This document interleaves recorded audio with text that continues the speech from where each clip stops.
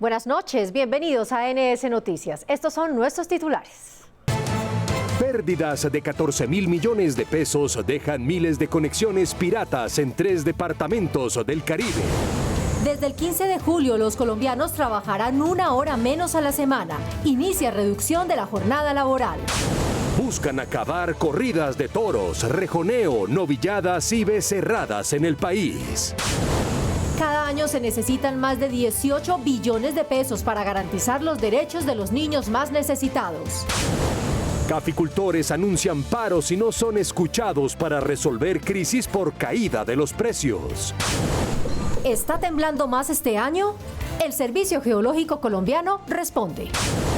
Se aproxima la entrega de la renta ciudadana. Conozca quiénes recibirán este subsidio y cuál es el monto. El emblemático G-Pau fue protagonista en la celebración de los 137 años de Calarcá.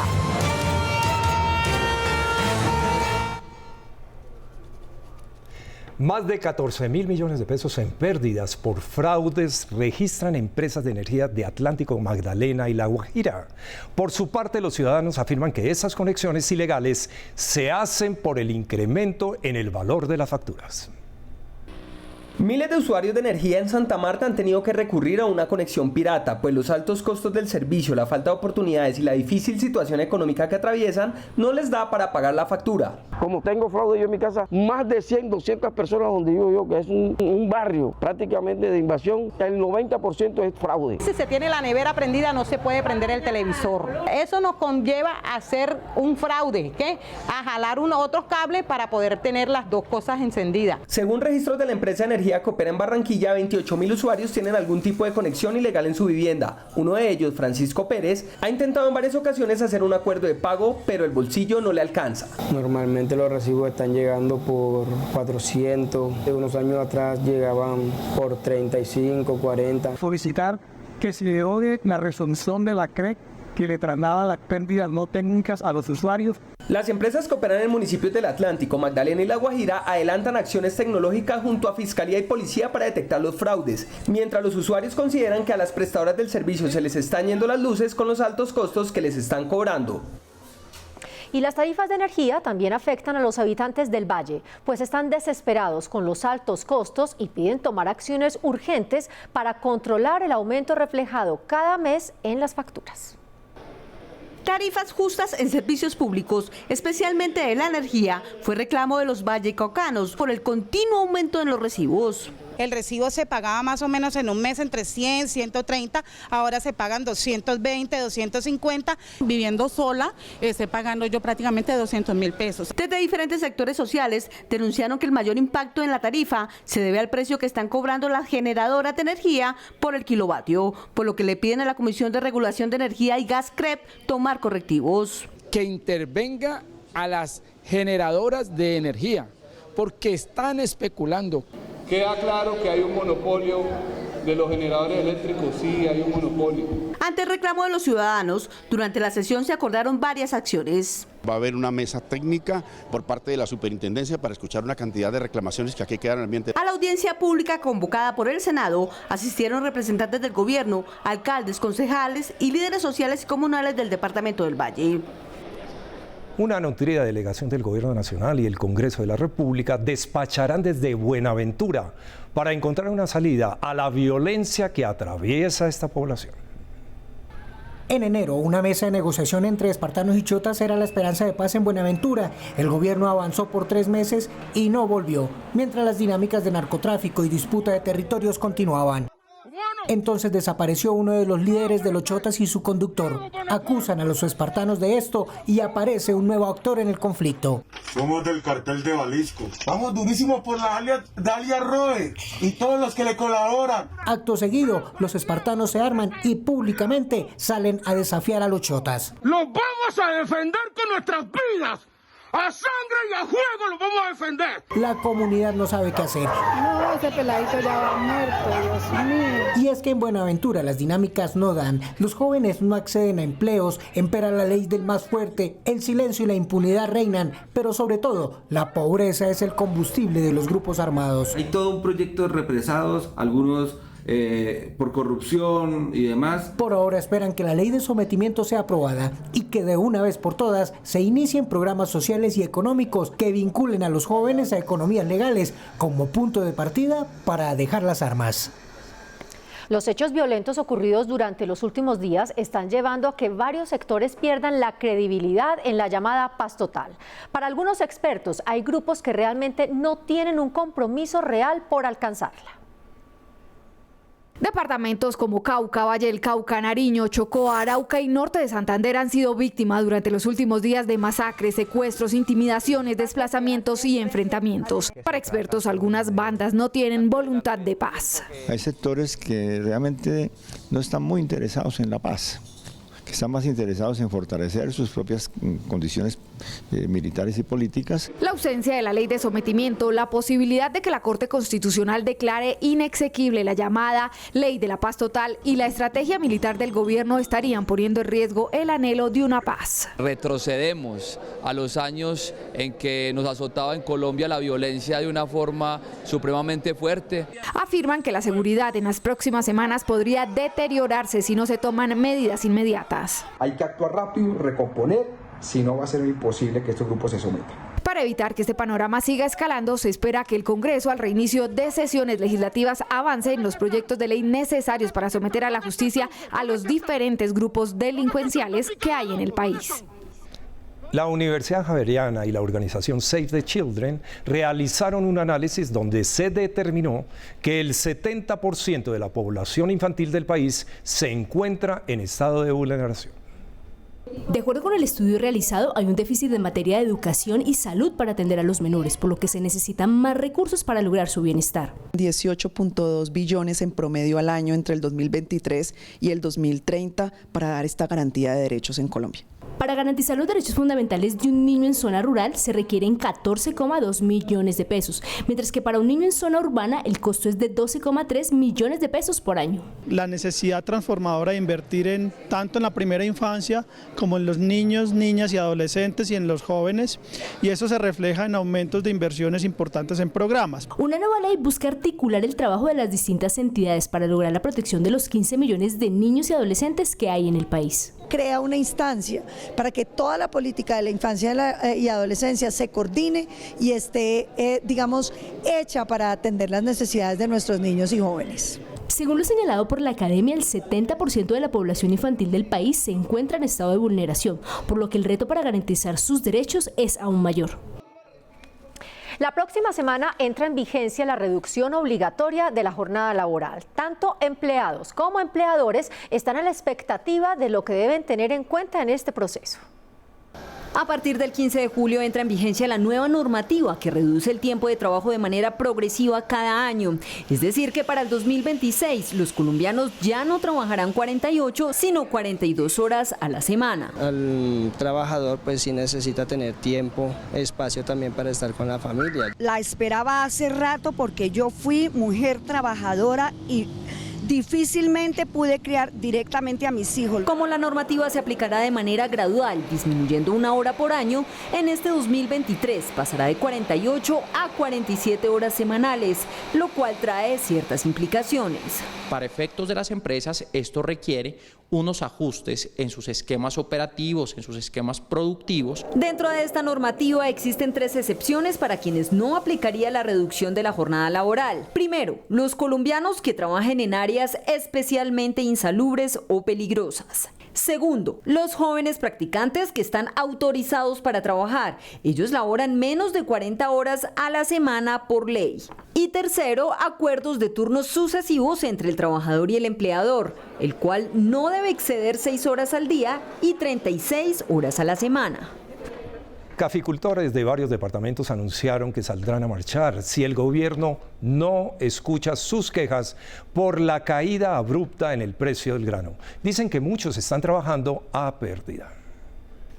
El panorama para el sector caficultor no es nada alentador. La caída en la tasa de cambio del precio frente al dólar, las enormes importaciones de café de inferior calidad y la falta de renovación de cafetales, entre otros factores, tienen al sector en una difícil situación. Muy preocupadas están las familias caficultoras del país. Vemos cómo el precio está en 1.300.000, 1.400.000 pesos, cuando los costos de producir una carga de café son superiores. Los parámetros que se determinan para el precio del café nos están llevando siempre, como en la historia, a la quiebra y al abandono total. Los caficultores piden ser escuchados el próximo 28 de julio, si no, saldrán a las calles a manifestar sus quejas. Primero, necesitamos reformas urgentes dentro de la Federación de Cafeteros. Y segundo, al gobierno, que ha prometido el diálogo con nosotros los campesinos, especialmente los cafeteros. Senadores piden al gobierno tomar acciones inmediatas. Requiere un respaldo efectivo del gobierno que garantice que se compense en parte lo que por tantos años ha hecho el gremio cafetero con el país. Este panorama pone en riesgo la sostenibilidad de más de 565.000 familias cafeteras. Una iniciativa busca brindar herramientas de sostenibilidad productiva y social a trabajadores agrícolas. Se trata de economía campesina, que se realizará a través de la asociatividad. Fortalecer la economía campesina de los pequeños y medianos agricultores con apoyo financiero, técnico y científico es uno de los objetivos del proyecto, así como incentivar la creación de asociaciones para mejorar su productividad y canales de distribución. Creemos que este aporte al agro colombiano va a ser fundamental en el futuro de la asociación campesina en Colombia. También se crearía el Fondo de Estabilización de Precios de Productos Agropecuarios para adoptar mecanismos necesarios que estabilicen el ingreso promedio de los pequeños y medianos productores de la agricultura campesina. Lo que busca es garantizar, promover, proteger, desarrollar y consolidar la economía campesina, agrícola y familiar. Además, habría condiciones especiales para la creación de asociaciones campesinas en zonas donde se acuerden procesos de sustitución de cultivos ilícitos. La discusión de este proyecto pasará a la plenaria del Senado. El Senado, el IMPEC y la Universidad Pepperdine de los Estados Unidos se unen para realizar un estudio sobre la atención psicoespiritual en los centros de reclusión. La investigación se va a realizar en 5 cárceles de Medellín, Bogotá, Montería y Barranquilla para medir el impacto de la labor que hacen las organizaciones basadas en la fe y cómo logran transformar la vida de las personas privadas de la libertad. Y se van a tomar esos resultados para fortalecer los programas de resocialización e incluso para que podamos nosotros como legisladores tener fundamentos para poder modificar, fortalecer, incluso promover nuevas leyes en este marco de la resocialización dentro de la política criminal en el país. El presidente del Congreso, Alexander López, hace un llamado a la guerrilla del ELN para que mantenga el respeto a los derechos humanos y dé muestras de buena voluntad.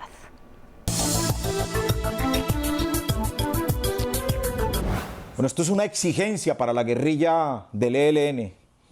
Una vez firmados los protocolos, donde se acuerda un cese al fuego en los próximos días y un cese de operaciones militares, no es justo que a escasas horas se sigan asesinando policías y se siga manteniendo una guerra que el país no comparte. Yo hago un llamado al respeto de nuestro pueblo. Hago un llamado a avanzar hacia la paz y hacia la terminación de un conflicto que lo único que nos ha dejado es miseria y dolor. Hoy tenemos el camino de la lucha política como una ruta que nosotros hemos soportado históricamente por más de 30, 40, 50 años, buscando democracia y buscando transformaciones en Colombia. Y nuestro gobierno progresista hoy tiende la mano a ustedes como guerrilla del ELN. Los mensajes de paz hacia nuestro pueblo, hacia 50 millones de colombianos y hacia el mundo, son urgentes. La paz la necesitamos para vivir en dignidad y avanzar hacia la consolidación de la democracia y a esa definición que nosotros tenemos de paz con justicia social. Paremos la guerra ya, detengamos el dolor y la muerte, señores del ELN. En Colombia hay más de 3 millones de personas en condición de discapacidad que deben enfrentarse a múltiples obstáculos para trabajar o hacer su vida de manera normal. Esta es una historia de superación de una de ellas. La historia de don Luis es de esas que se construyen a punta de voluntad y esfuerzo. Tuve la lesión medular y me han dicho pues que yo no volvía a moverme, o sea que yo iba a quedar postrado en una cama. 2 hijos y un hogar conformado desde hace más de 10 años han sido sus principales motivaciones para salir adelante.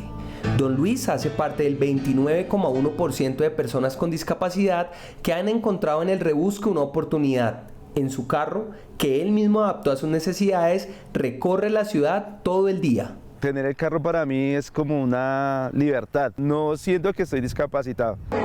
Pero además de conducir, en su tiempo libre también es un deportista consumado. El baloncesto, la rehabilitación que me ha servido ha sido muchísima. He viajado, he conocido más gente. La falta de rampas, señalización adecuada y mejor aplicación de tecnologías en pro de la accesibilidad son algunos de los retos a los que se debe enfrentar a diario.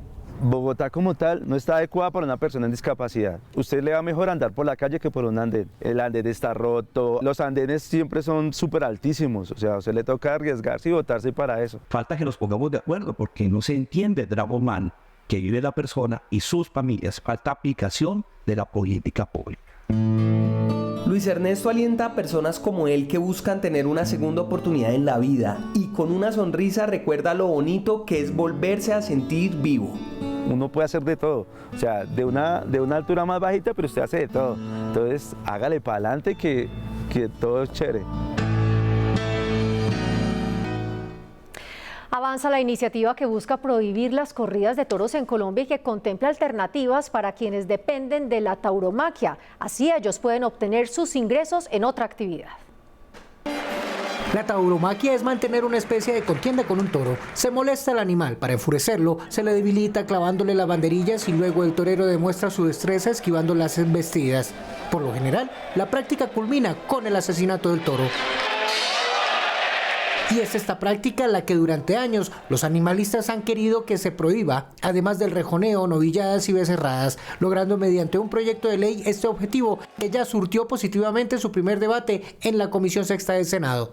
Que aquí está prohibido maltratar un perro, pero está permitido matar un animal en un espectáculo público. Esperamos que esta vez sí se convierta en ley de la República y que esa tortura y que esa práctica cruel contra los animales quede abolida y pase a la historia en nuestro país. La senadora explicó que esta propuesta tiene como centro un componente cultural, aunque el gremio de los toreros no quedó de acuerdo. Son arriesgos, es cultura como los gallos, como las corralejas. Esta es una libertad que se tiene que respetar. Asimismo, habrá un límite de 1 año para que los espacios que han sido utilizados como escenarios de estos eventos pasen a ser epicentros de iniciativas culturales y sociales en favor de la vida y de la ciudadanía.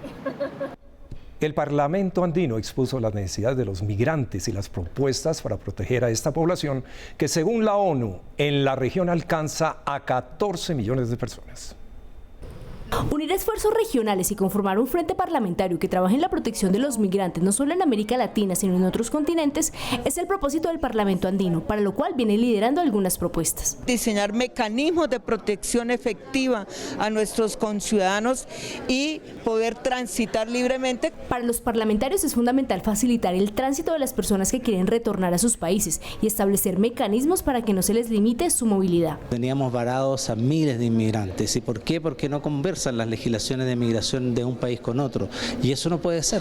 Entonces esa gente queda botada. La propuesta también busca fortalecer las acciones para evitar la trata de personas. La declaración hace un fuerte llamado a los gobiernos a no solamente condenar enérgicamente este tráfico de personas, sino también pues para prevenir que esto ocurra con campañas de información. Impulsar políticas que garanticen la inclusión socioeconómica de poblaciones migrantes y garantizar el acceso sin restricciones a los servicios de salud pública son otras de las propuestas de los parlamentarios. Quienes más han padecido el conflicto armado son los habitantes del campo. Por eso, desde las regiones se debe garantizar sus necesidades para hablar de paz total. Esto es Pasamanos.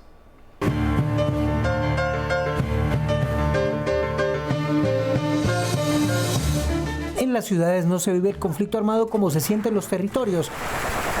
Es por eso que para hablar de paz y llegar a acuerdos estables y duraderos se tiene que escuchar al campesino de la Colombia profunda. Pero hablar de paz sin reconciliación no tiene sentido y por eso se deben generar dinámicas regionales y locales para que la sociedad civil y la institucionalidad generen planes, estrategias y acciones que impulsen la paz. La guerra no nos da la solución a la paz. El exterminio no ha dado la solución en ningún país. Todos tenemos que buscar una salida y la salida es caminos de paz. Si usted quiere aportar a la paz, puede contribuir en los consejos territoriales de paz, reconciliación y convivencia que quedaron establecidos como parte de la implementación del acuerdo de paz con las FARC. Y hoy en Políticamente en Redes, la marcha del orgullo gay y las reacciones luego de conocerse los audios que involucran a Óscar Iván Zuluaga en el caso de Odebrecht. Hola a todos. Hoy en Políticamente en Redes, dos temas que fueron tendencia esta semana. Iniciamos con los explosivos audios que se conocieron esta semana del ex candidato presidencial Óscar Iván Zuluaga, donde reconoce haber recibido dineros de Odebrecht para su campaña en 2014. La primera en pronunciarse fue la senadora Paloma Valencia, quien dijo que quien incumple la ley debe ser sancionado, y entre su hilo de trinos dijo sentirse desconcertada y engañada como muchos colombianos que creyeron y votaron por él. Ahora bien, la senadora Esmeralda Hernández le respondió a Paloma Valencia diciéndole que los únicos engañados son los colombianos por parte del Centro Democrático, que usó cortinas de humo en un debate de control político al entonces fiscal Néstor Humberto Martínez para desviar el caso de Odebrecht. Y pasamos ahora a la marcha del orgullo gay que convocó a miles de personas en distintos puntos del país. Pues varias senadoras, entre ellas María José Pizarro, Angélica Lozano y Sandra Ramírez, publicaron sus postales celebrando el amor de muchos colores y aseguraron que en el Congreso avanza una ley para garantizar los derechos de esta población. Para mi cierre les cuento que el ICETEX tiene 10 cupos disponibles para estudiantes de intercambio de pregrado en la residencia del Colegio Mayor Miguel Antonio Caro en Madrid, España. El plazo de la convocatoria es el próximo 28 de julio, así que corran para que se postulen en el siguiente link: internacionalización.icetex.gov.co. Hasta aquí Políticamente en Redes, nos vemos. Nos vemos, Claudia, gracias. Durante este mes se realizarán los pagos de la devolución del IVA para las familias más vulnerables del país. Por esto es importante que los ciudadanos sepan quiénes pueden recibir esta renta. De acuerdo con el Departamento de Prosperidad Social, hasta el momento más de 2.944.000 hogares han sido beneficiados con el subsidio establecido en 466 municipios que han sido clasificados como prioritarios en términos de extrema pobreza. En mayo tuve la oportunidad de recibir este subsidio, me siento muy contenta y agradecida porque me ha servido para la alimentación de mis hijos. En el mes de abril se realizó la distribución de pagos correspondientes al programa de renta ciudadana y el primer ciclo concluyó el pasado 30 de mayo. Como los desembolsos se efectúan cada 2 meses, el siguiente se realizará del 7 al 31 de julio. Para esos hogares que no han cobrado, pero que se encuentran priorizados, se garantizará el pago en el siguiente ciclo de manera acumulada. El monto aproximado de esta renta está entre 500.000 a 1 millón de pesos, de acuerdo con la clasificación en el Sisbén. Si usted quiere saber si es beneficiado, puede ingresar a la página web de Prosperidad Social, www.devolucioniva.prosperidadsocial.gov.co, haga clic en el botón Consulta de beneficiarios y escriba su número de cédula. Nos preguntamos, ¿está temblando más en Colombia o es percepción de los ciudadanos? Le consultamos al Servicio Geológico sobre el comportamiento de la actividad sísmica en el país.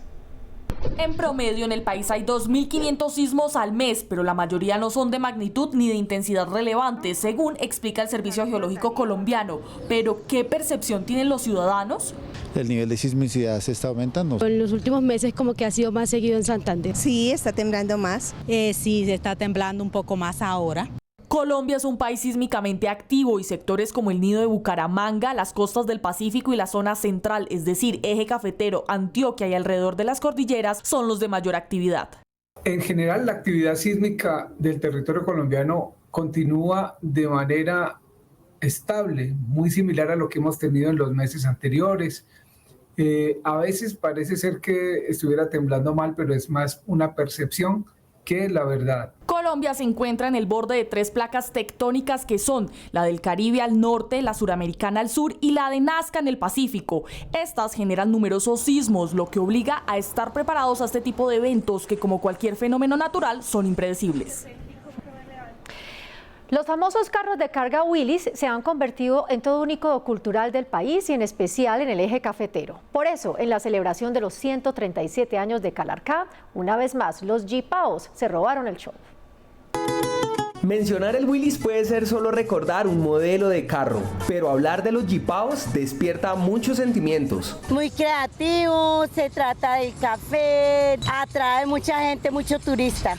Y ni qué decir de su desfile, uno de los más representativos en Calarcá. El evento más bonito que tiene Calarcá, donde salen todos los jeeps a mostrar su cultura quindiana que es tan bonita. Los Jeepao a lo largo del tiempo se han convertido en un verdadero estilo de vida, como es el caso de Ramiro Pinzón, quien completa más de 2 décadas como jeepero. En Armenia, Calarcá, donde comenzó el cuento del Jeepao, y aquí es el fuerte porque acá es donde más jeepes hay y la gente lo vive, lo siente en el corazón. Don Ramiro ha representado con orgullo a su región en todo el país e incluso ha llegado hasta el exterior.